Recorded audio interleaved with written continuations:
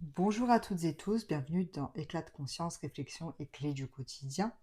Oui, c'est un nom à rallonge. Donc à l'oral, je ne dirais que éclat de conscience parce que sinon on ne va jamais s'en sortir, d'accord?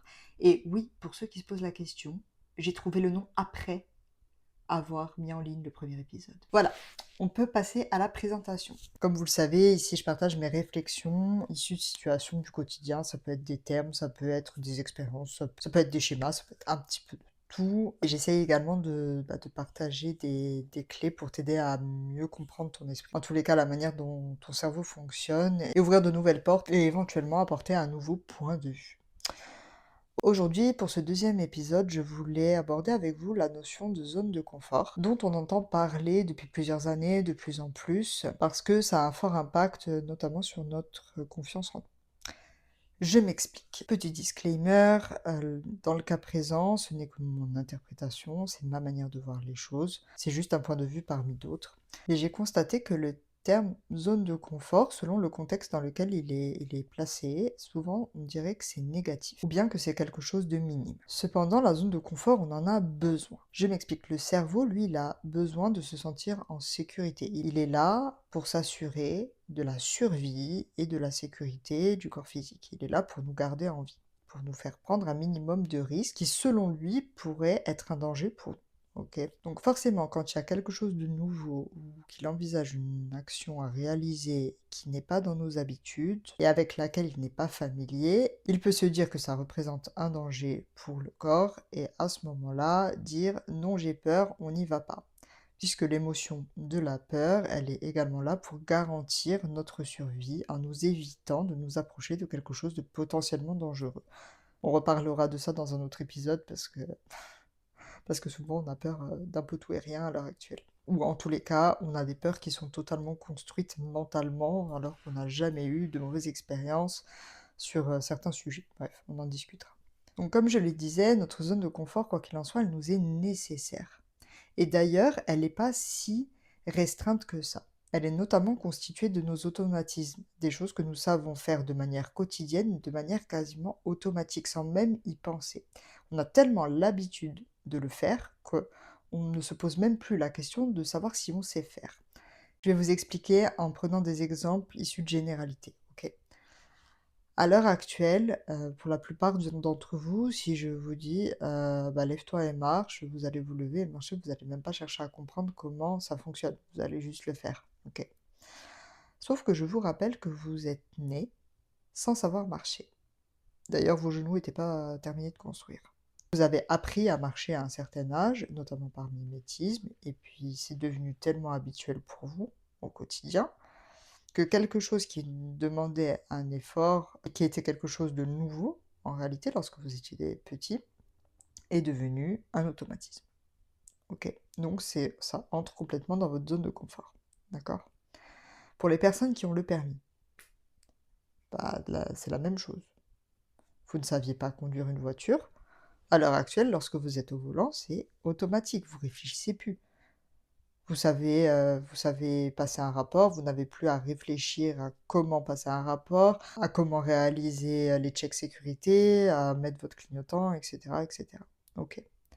Donc déjà, dans un premier temps, je vais vous inviter, après l'écoute de ce podcast, à faire l'état des lieux de votre zone de confort. OK?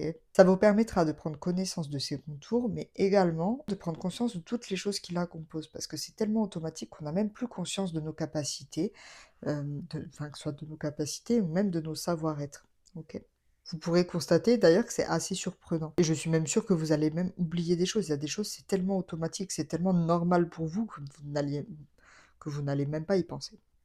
Pour en revenir à ce que je voulais dire un tout petit peu plus tôt, est-ce que le but, ce ne serait pas tout simplement d'élargir notre zone de confort, justement? Et non pas de la quitter définitivement, mais plutôt de l'élargir et d'être à l'aise avec de plus en plus de choses, en osant réaliser de nouvelles expériences ou tout simplement en acquérant de nouvelles connaissances, par exemple. Est-ce que ce serait pas ça le but, plutôt, que de la quitter complètement? Puisque le but, ce n'est pas de l'effacer puisqu'on en a besoin, on l'a vu. Donc au contraire, ce qu'on veut, c'est son élargissement, être de plus en plus à l'aise, si possible de manière automatique, sur des choses qu'on n'ose pas trop faire à l'heure actuelle. Et pour l'élargir, il nous faut visiter notre zone d'audace. Alors, je rappelle que chacun a sa zone de confort, chacun a sa zone d'audace et chacun a sa zone de risque. À savoir que dans le cas présent, la zone de risque, bon évidemment, on ne vous encourage pas à y aller. Par contre, j'aimerais vous inviter à voir la zone d'audace comme un terrain de jeu, ou à vous sentir un petit peu comme Indiana Jones qui part à la découverte plutôt d'une nouvelle contrée ou d'un nouveau truc, mais qui, avant de partir à l'aventure, a fait un état des lieux des compétences sur lesquelles il va s'appuyer, dont il dispose, pour justement aller visiter cette zone d'audace de manière la plus sereine possible.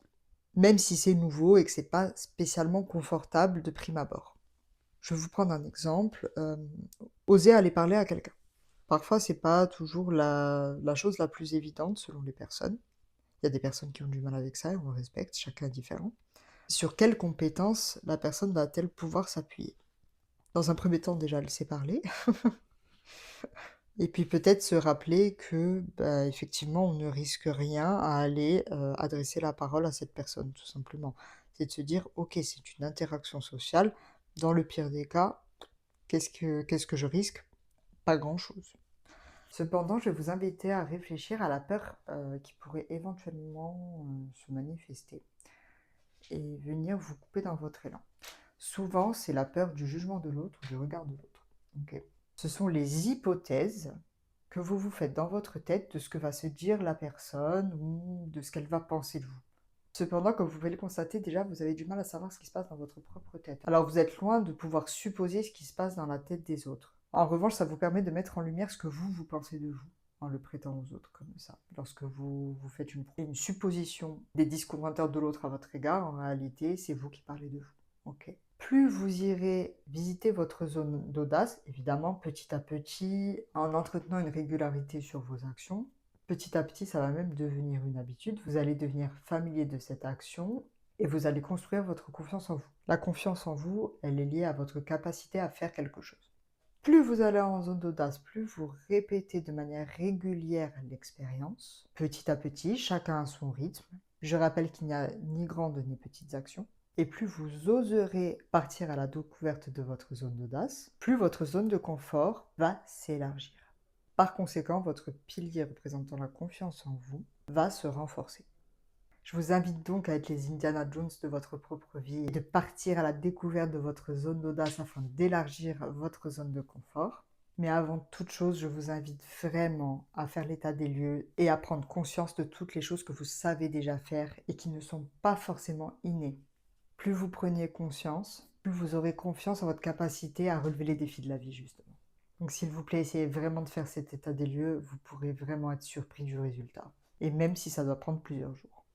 Aussi, afin que ça ne soit pas synonyme de souffrance, je vous invite également à mettre à mettre du jeu, à mettre du fun dans ces nouvelles expériences. Ne mettez pas trop d'enjeux.